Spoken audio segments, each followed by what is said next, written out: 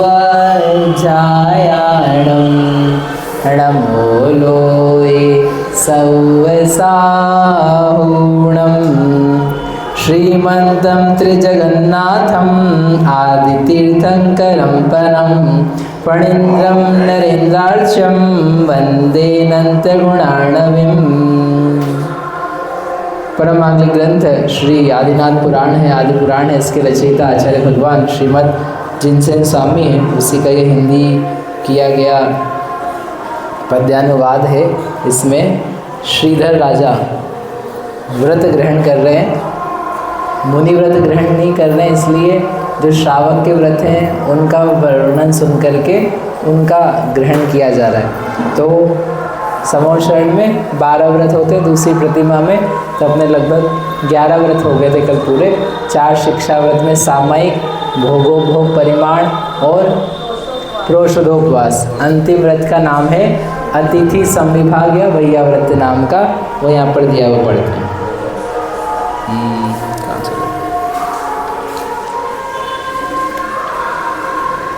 नित पात्र की जो बाट देखे, आय ग्रह के द्वार जी, जा दिन सुपात्र ही नाह आवे, अति दुख अति चित धार जी, अथवा सुबेला टाल के, नित आय भोजन को करे, चित माह दान सुभाव राखे, अंत शिक्षा व्रत धरे। क्या बढ़िया दिया। अतिथि संविभाग यानी अपने भोजन में से विभाग करके अतिथि को भोजन कराना। देखो भारतीय परंपरा में भोजन आहार देने की परंपरा हर जगह है, लेकिन अन्यत्र केवल दीन दुखी दरिद्री को देने की बात है। यहाँ ये भक्ति से जो दान दिया जाता है, इससे अपना काम भी हो जाता है, धर्म का पालन भी हो जाता है, और जो मुनिवर का व्रत का पालन है वो भी हो जाता है कि उनकी भी चर्या सध जाए। किसी भी मत में ऐसा नहीं कि साधु को क्या है आहार के लिए कुछ रखने की अनुमति नहीं दी हो। यहाँ पर तो कुछ भी नहीं है, यहाँ कोई झोला झांटी नहीं है, यहाँ कोई बर्तन पात्र नहीं है, यहाँ कोई संग्रह करके रखने का काम नहीं है। रोज का रोज नया का नया, कहीं मिला सो मिला, नहीं मिला सो नहीं मिला। ऐसे तो फिर आहार कैसे होगा? तो श्रावक के व्रतों में दिया कि श्रावक अपने भोजन में से उनके लिए योग्य होने पर आहार देवे। तो वह व्रत है, उस व्रत का नाम है अतिथि संविभाग। कभी कभी 4 महीने में 1-2 दिन चौका लगाना वो बात नहीं है क्या, प्रतिदिन ये व्रत है। कभी कभी चौका लगाएंगे, भैया नाम लिखाओ, कौन चौका लगाएगा है। तो ऐसे कभी कभी की बात नहीं है, रोज ही जो निरंतर करता है। क्या दिया है? जो प्रतिदिन नित पात्र की जो बाट देखे, बाट देखना यानी राह देखना, इंतज़ार करना। जो इंतज़ार करे प्रतिदिन कि अरे पात्र आवे, पात्र आवे यानी जो आहार दान के लिए योग्य पात्र है, जिनको अपन दे सकते हैं, वह व्यक्ति, वह मुनिराज, वह कोई देश प्रति श्रावक, कोई ब्रह्मचारी त्यागी व्रती या कोई साधर्मी योग्य, वह आवे, उसकी बाट जो है और उसको घर के द्वार पे खड़े होकर के आहार के लिए पुकारे। उसको बोलते हैं द्वारा प्रेक्षण। अपन तो देख ही नहीं पा रहे वर्तमान समय में, अपन तो मंदिर प्रेक्षण देखते। हम जब से यहाँ 15 साल से लगभग 20 साल से चेंज हो गया, नहीं तो पहले निकलते थे और घर घर जहाँ मिल जाए वहाँ पर कर लेते थे। उसको बोलते द्वारा प्रेक्षण। द्वार पे खड़े होकर के प्रेक्षा करना, भावना करना, इंतज़ार करना। तो कब इंतज़ार करें? आहार की बेला के समय पे खड़े होकर के इंतज़ार करना। और आ जाए तो बढ़िया है, और नहीं आए तो क्या दिया आगे? अगर मिल जाए पात्र तो बढ़िया, और जिस दिन दिन सुपात्र ना आवे, जिस दिन सुपात्र को आहारदान नहीं दे पाए, अति दुख मन में धारजी। अरे हमको आज हमारा भाग्य नहीं है, आज हमारे दानांतराय का क्षयोक्षाम उत्तम नहीं है, कोई पात्र दान के लिए है ही नहीं, हम दे ही नहीं पा रहे। समझे आप? तो ऐसे भावना से युक्त होकर करना, मतलब रोज़ प्रतिदिन ऐसा शुद्ध भोजन करना कि जिससे अपन अपना भोजन दूसरे को दे सके। ऐसे वस्त्र युक्त रहना कितना अच्छा काम है। सोचो आप, जो बनाए अलग से नहीं बनाना है, जो बनाया उसी में नहीं तो आप बोलो रोज़ ऐसा फैलाना करेंगे क्या हम? रोज़ फैलाना नहीं, आप रोज़ ही ऐसा करो, सिंपल सादा शुद्ध भोजन करो और करके सामने खड़े हो जाओ, कितना अच्छा हो। उसको बोलते हैं अतिथि संविभाग व्रत। अथवा अगर ऐसा नहीं कर सके तो कम से कम क्या है, बेला टाल करके, जो मुनिराज के आहार का समय है उस काल को टाल करके उसके पीछे भोजन करें, कि भाई मुनिराज का सारे स्थान जहाँ जहाँ भी है निर्विघ्न आहार संपन्न हुआ होगा, उसके पश्चात में हम आहार करते हैं। मुनि को भोजन दे फेर निज कर ही आहारे। मुनि नहीं मिले तो व्रती को दे, व्रती को देखे, व्रती बने अपन, ताकि लोग अपने को दें और अपन लोगों को दे सकें। व्रती हो तो उसको आहार दान दिया जाए। और कोई सम्यक दृष्टि साधन नहीं है, उनको कोई बाहर से आया है, उसकी व्यवस्था कैसी नहीं है, उसको बुला करके क्या करना, प्रीति से क्या करना, आहार कराना। इसका नाम है भैया व्रत। तो रोज़ यही करते रहे, बस आप यही करते रहे। अरे मुनिराज को आहार दान देने की भावना इन्हें, ये शिक्षा व्रत है, मुनि बनने की भावना। प्रतिदिन मुनि का संग होगा, साथ होगा, उनकी चर्या देखेंगे, उनके साथ जाएंगे तो भावना वैराग्य की बढ़ेगी, संयम की बढ़ेगी। इसलिए ये शिक्षा व्रत है, इसमें प्रीति आती है, उत्साह आता है। देखो आप मुनिराज की सारी दिन भर की चर्याओं में हर व्यक्ति को यदि उत्साह हो सबसे ज़्यादा, तो कौन से काम में होता है? महिला हो, पुरुष हो, बालक हो, बालिका हो, वृद्ध, जवान, बूढ़ा हो, बताओ किस में आएगा? है आहार। प्रवचन में इतने लोग नहीं, महाराज जी थोड़ा सा और सुनाओ, थोड़ा सा और सुनाओ, थोड़ी देर और बैठे हम, ऐसा भी करते हैं नहीं। लेकिन आहार में आधी घंटा पहले से आके खड़े हो जाते हैं। प्रवचन में वो आधी घंटा पहले से आके नहीं बैठता, आधी घंटा पहले बाद में आता है और आधी घंटा पहले चला जाता है। लेकिन आहार में क्यों, कैसा रहता है? सब लाइन लगा के खड़े हो जाते हैं। कब से? एंड टाइम पे नहीं, पहले से। फिर लेकर के भी जाते हैं, देने वाले बिल्कुल उत्साह के साथ में देखें, कोई शोधन करें। मतलब वो एक ऐसी चेष्टा है जिसमें हर व्यक्ति को अवसर रहता है। हर व्यक्ति ने उसमें कोई स्त्री पुरुष का, छोटे बड़े का, हाँ तेरे मेरा कुछ भी नहीं, जो जिसको जिसने बनाया जिस प्रकार से वो देने का एक भाव रहता है, दे सब पाता है। तो वो क्या है, बुद्धि भी ज़्यादा नहीं लगानी है। प्रवचन सुनना हो तो थोड़ा दिमाग लगाना पड़े, एजुकेशन का काम है, तो याद पूछ नहीं ले हमसे, डर लग जाए, वहाँ तो कुछ भी नहीं है।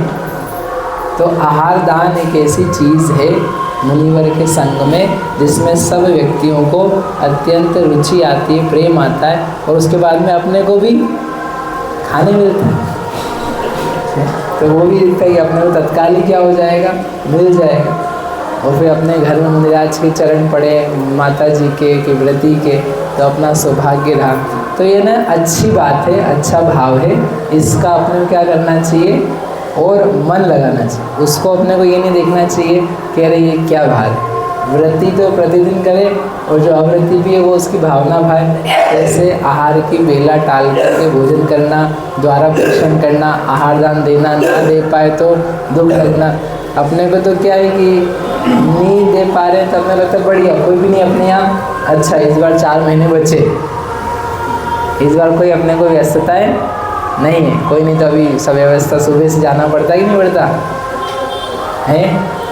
महाराज जी को लेकर के इस साल तो अपन थकान में नहीं है, क्यों पिंटू है मिंटू सॉरी है, अरे नहीं अच्छा रहता है अपना जीवन, क्या होता है व्यवस्थित होता है। बताओ पिछले साल का क्या समय था, यही वाला, कुछ अलग था कि नहीं था? और ये साल आप लोगों किसी को दुखी नहीं हो रहा है, कोई यहाँ पर बोलने ही नहीं आया हमको कि इस बार किसी को चातुर्मास कराया जाए, कुछ व्यवस्था हो। इसका मतलब हमको लगा थक गए सब लोग, इसलिए इस साल कुछ नहीं अपने को करना चाहिए, है ना। आप कुछ बोलो, हम तैयार, हम आ रहे हैं, हम करेंगे, वो तो आएंगे तो करोगे, वो तो पता ही है, लेकिन आपको भी आगे से उत्साह है कि नहीं नहीं करना ही है। कोई ना कोई महाराज जी को जो अच्छे हों, योग्य हों, पात्र हों, वात्सल्यमयी हों, सभी होते, तो वो अपने को होने ही चाहिए। तो कोई बोले तो सही, किसी ने बोला था क्या? बोलो, किसी ने बोला था क्या? मतलब या तो अच्छा नहीं लगा होगा, या भगवान भरोसे कि आ जाए तो ठीक, नहीं आए तो भी ठीक, कोई ज़्यादा टेंशन नहीं है। सोचो राजेश जी, बोला था कि आपने did you request, did you put your request? नहीं, यहाँ होना चाहिए, कोई नहीं, सन्नाटा, ऐसा नहीं होना चाहिए। पर उत्साही क्यों नहीं है? उत्साही क्यों नहीं है? प्रयासरत क्यों नहीं है? जैसा चल रहा है वैसे ही मत चलने दो, आगे और अच्छे उत्साह आना चाहिए। तो यहाँ पर ये इस प्रकार क्या हो गए, ये 12 व्रत। 12 सुव्रत इम पाल कर, अंत सल्लेखन गहे, यह दूसरी प्रतिमा तनि विध, सुबुध जन चित धारे हैं। और इस प्रकार से 12 व्रतों का पालन करके जब जीवन का अंत समय आता है तो सल्लेखना को धारण किया जाता है, अर्थात शरीर का त्याग करके अपनी आत्मा में स्थिति की जाती है, उसका नाम है सल्लेखना नाम का व्रत। यों श्रावक व्रत पाल स्वर्ग 16 उपजावे, और फिर वह 16वें स्वर्ग तक को प्राप्त कर लेता है। इस प्रकार ये दूसरी प्रतिमा है। पहली प्रतिमा का नाम क्या था? दर्शन प्रतिमा। दूसरी प्रतिमा का नाम क्या है?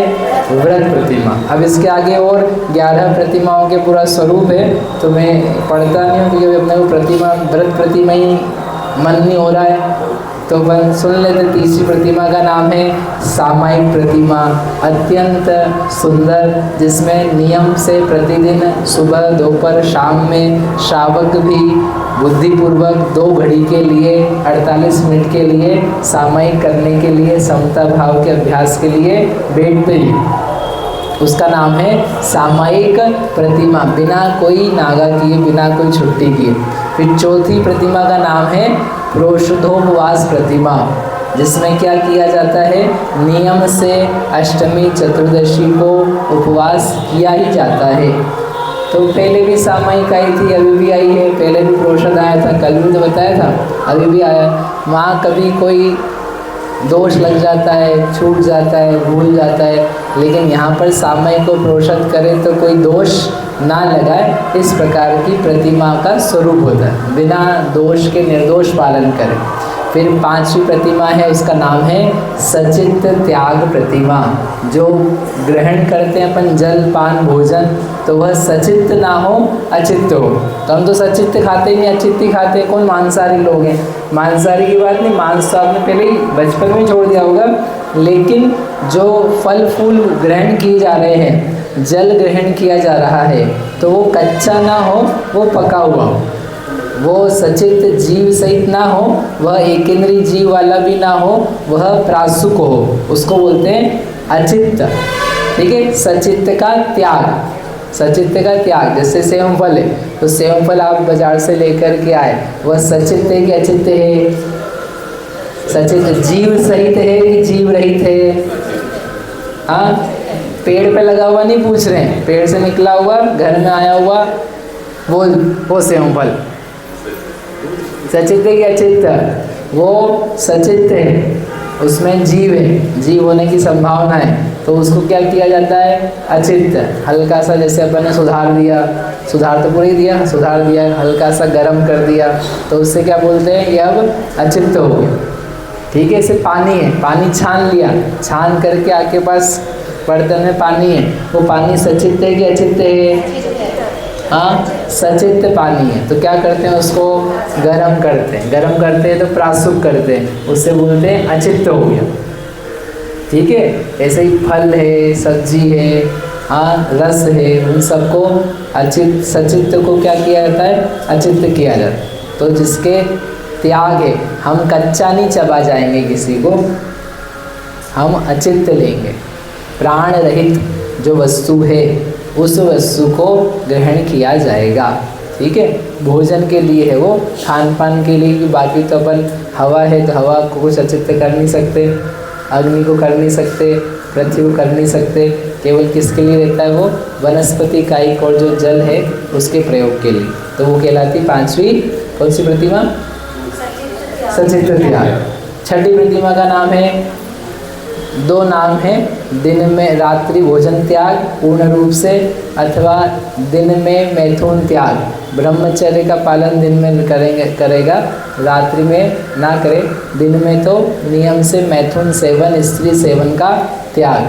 फिर सातवीं प्रतिमा का नाम है ब्रह्मचर्य प्रतिमा, पूर्ण रूप से स्त्री का त्याग। तो पहले ब्रह्मचर्य अणुव्रत था, अब ब्रह्मचर्य प्रतिमा है। तो अब क्या अंतर है? पूर्ण रूप से स्व स्त्री का भी त्याग। पहले स्व स्त्री संतोष व्रत था, अब क्या हो गया? स्व स्त्री का भोग का भी त्याग किया, उसका नाम है ब्रह्मचर्य प्रतिमा। वैराग्य विरक्ति, भोग के प्रति विरक्ति हुई, तो इस प्रकार का स्थान ग्रहण किया। बची 4 प्रतिमाएं अपन अब कल करेंगे। बोलो महावीर भगवान की जय।